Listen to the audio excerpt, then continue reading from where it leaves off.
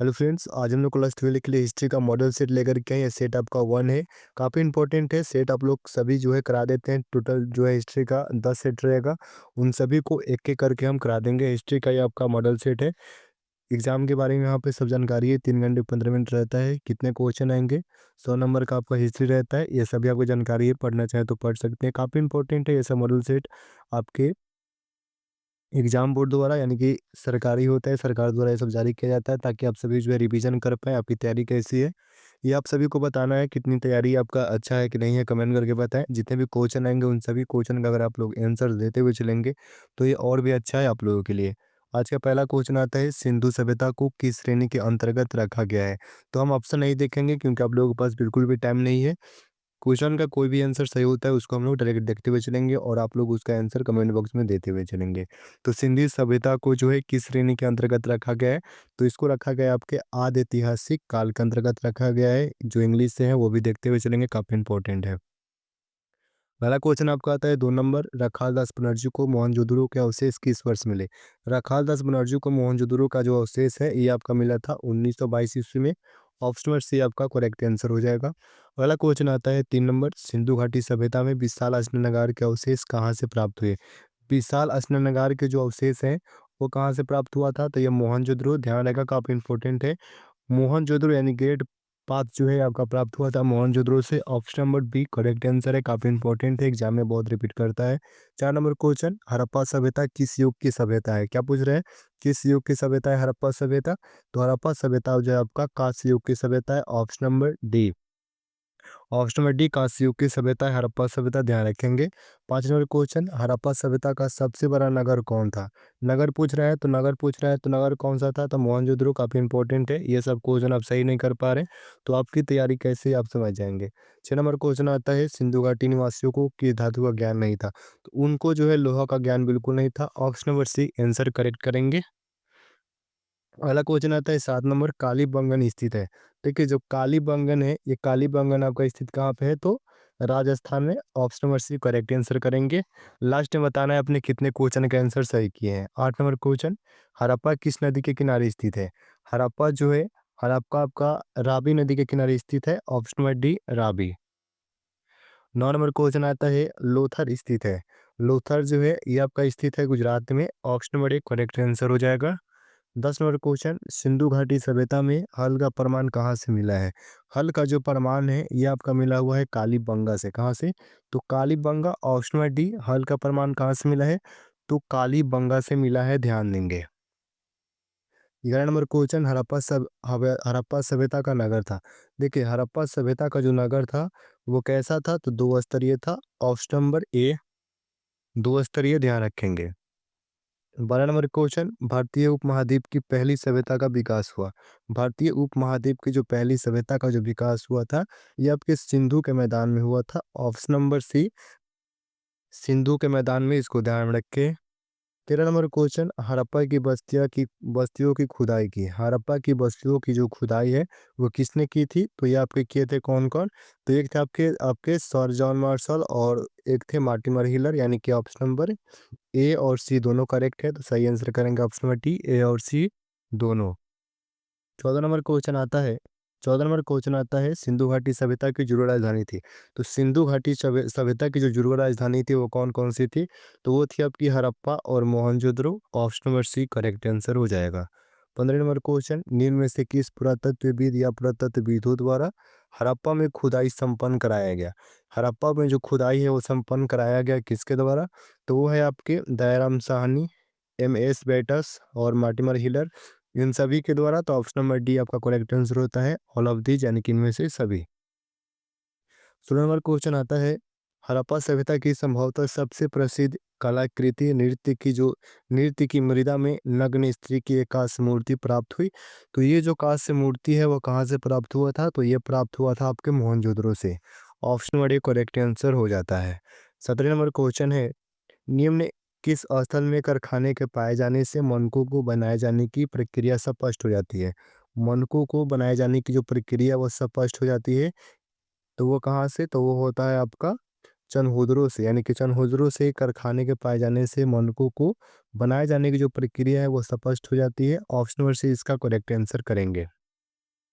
18 number question, Harappa की बस्तियों से 2000 से अधिक मुहरें पाई गई, ये बनी होती थी। ये सभी जो मुहरें होती थी वो आमतौर पर किस चीज़ की बनी होती थी? तो ये सेल खड़ी की बनी होती थी। काफ़ी इंपॉर्टेंट है वीवीआई है, इसको आप लोग अच्छी तरीके से देख लेंगे, याद है तो और बहुत अच्छी बात है। 19 नंबर क्वेश्चन, निम्न किस स्थल में खांचेदार खेत के प्रमाण मिले हैं?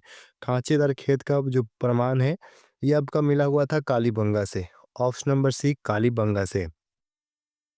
20 नंबर क्वेश्चन आता है, हड़प्पा वासियों द्वारा कृषि फसलें थी। यानी कृषि फसलें पूछ रहा है तो हड़प्पा वासियों द्वारा जो कृषि फसलें थी, गेहूं थी, जौ थी और तिल थी। ध्यान रखना है ऑप्शन नंबर ए, कोई गलती नहीं होनी चाहिए, ये आपका करेक्ट आंसर हो जाता है। 21 नंबर क्वेश्चन आता है, हड़प्पा सभ्यता में पाई गई मुहरें आमतौर पर किस प्रकार की होती थी? तो वो जो है आमतौर पर किस प्रकार की होती थी? तो वो आपका चौकोर होता था, यानी कि option number C correct answer करेंगे, कोई गलती एग्जाम में ना हो। इससे लिए जो है प्रैक्टिस काफ़ी इंपॉर्टेंट है, याद नहीं होता है तो वीडियो को दोबारा देख लें। इससे बाहर एग्जाम में कोई क्वेश्चन नहीं पूछता है। बाकी जितने भी सेट आएंगे उन सभी को आपको अच्छी तरीके से देख लेना है। 22 नंबर क्वेश्चन आता है, हड़प्पा निवासी पूजा करते थे। तो देखिए जो हड़प्पा वासी थे, निवासी थे, वो किसकी पूजा करते थे? तो मातृ देवी की पूजा करते थे। ऑप्शन नंबर ए आपका करेक्ट आंसर हो जाता है। 23 नंबर क्वेश्चन आता है, हड़प्पा सभ्यता में शव साधारणतया किस दिशा में रखकर दफनाए जाते थे? तो किस दिशा में रख करके दफनाया जाता था? तो ये दफनाया जाता था आपका उत्तर दक्षिण। ऑप्शन नंबर सी उत्तर दक्षिण दिशा में रख करके दफनाए जाते थे, सी करेक्ट आंसर है। 24 नंबर क्वेश्चन, हड़प्पा कहाँ पर स्थित है? हड़प्पा जो है अभी देखा जाए हड़प्पा आपका पाकिस्तान में है। Option number A correct answer हो जाएगा। 25 नंबर क्वेश्चन आता है, हड़प्पा टीले का उल्लेख सर्वप्रथम 1826 ईस्वी में किसने किया? 1826 ईस्वी में किसने किया था? सर्वप्रथम हड़प्पा टीले का जो उल्लेख है वो किसने किया था? तो ये किए थे आपके Charles mason. Option number A correct answer हो जाएगा। थोड़ा ध्यान दीजिएगा लोग, काफ़ी इंपॉर्टेंट है। वीडियो को लाइक कर देंगे, बहुत टाइम लगा है वीडियो को बनाने में। ये काफ़ी इंपॉर्टेंट है, इससे मोटिवेशन मिलता है। अगला क्वेश्चन आता है, हड़प्पा सभ्यता में प्राप्त अवतल चक्की पर किस पुराविद ने प्रकाश डाला? किस पुराविद ने जो है प्रकाश डाला था? तो ये डाला था आपके किसने? तो ये थे आपके अर्नेस्ट मैके। ऑप्शनल बी अर्नेस्ट मैके जो है इन्होंने प्रकाश डाला था। 27 नंबर क्वेश्चन, मोहनजोदड़ो किस भाषा का शब्द है? मोहनजोदड़ो जो है ये आपका सिंधी भाषा का शब्द है। ऑप्शन बी करेक्ट आंसर करेंगे। 28 नंबर क्वेश्चन आता है, राय बहादुर दयाराम साहनी ने कहाँ उत्खनन करवाया था? तो ये जो है उत्खनन वे कहाँ पे करवाए थे? तो हड़प्पा में उत्खनन इन्होंने कराया था। ऑप्शन बी करेक्ट आंसर, ध्यान देंगे इंग्लिश वाले यहाँ पे देख लेंगे, ठीक है। 29 नंबर क्वेश्चन, निम्नलिखित हिंदू देवताओं में से कौन सिंधु सभ्यता का प्रमुख देवता थे? तो सिंधु सभ्यता का जो है प्रमुख देवता पूछ रहे हैं, तो प्रमुख देवता आपके कौन थे? तो वो थे शिव थे वहाँ पे। Option number B correct answer हो जाता है। 30 नंबर क्वेश्चन, सिंधु घाटी सभ्यता किसके समकालीन नहीं मानी जाती है? समकालीन जो है किसके नहीं मानी जाती है? तो ये मानी नहीं मानी जाती है, क्रीट की सभ्यता के समकालीन नहीं मानी जाती है। Option number D correct answer करेंगे। 31 नंबर क्वेश्चन, बनावली किस राज्य में स्थित है? बनावली पूछ रहा है, तो बनावली आपका स्थित है कहाँ पे? तो ये स्थित है आपके हरियाणा में। ऑप्शन नंबर बी हरियाणा आपका भी करेक्ट आंसर हो जाएगा।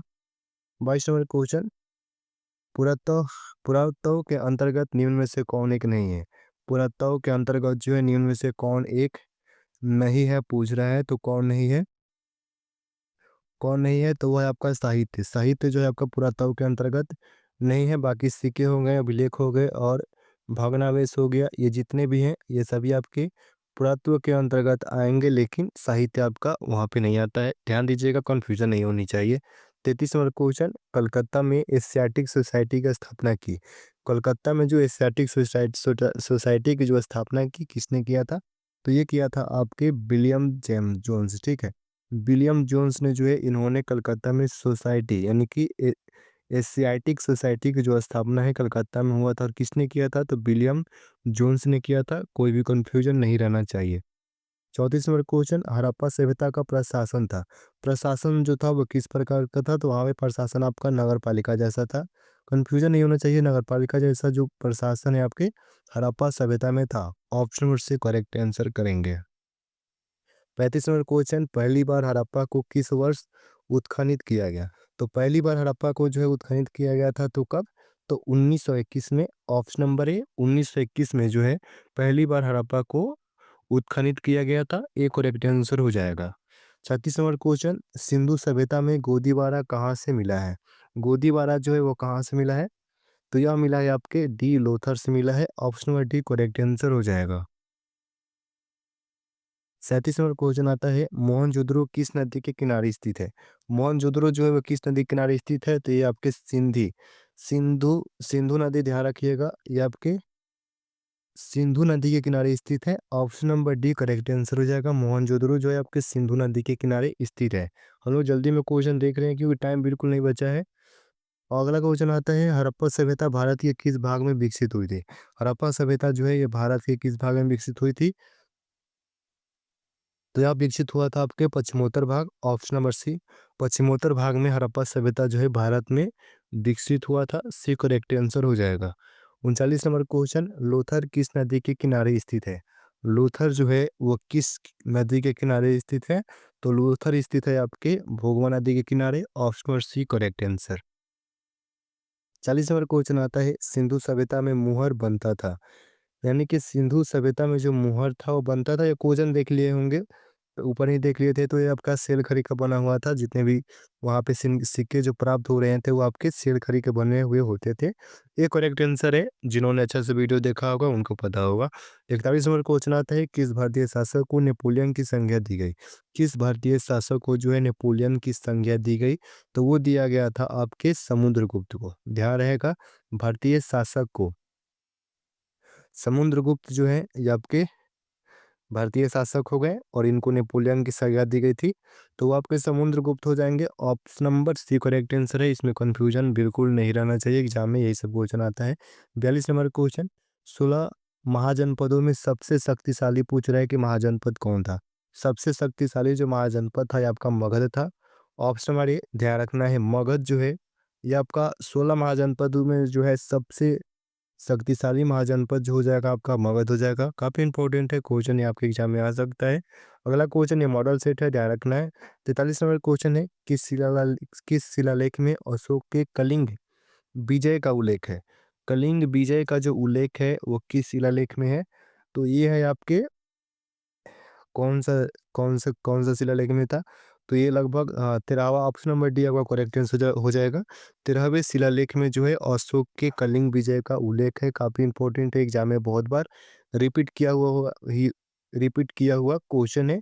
इसको थोड़ा ध्यान रखेंगे, बहुत इंपॉर्टेंट क्वेश्चन है।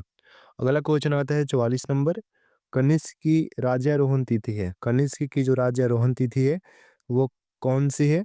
तो वो तिथि आपका हो जाएगा 78वीं। ठीक है, ऑप्शन नंबर बी 78वीं जो है आपका कनिष्क की राज्यारोहण तिथि है।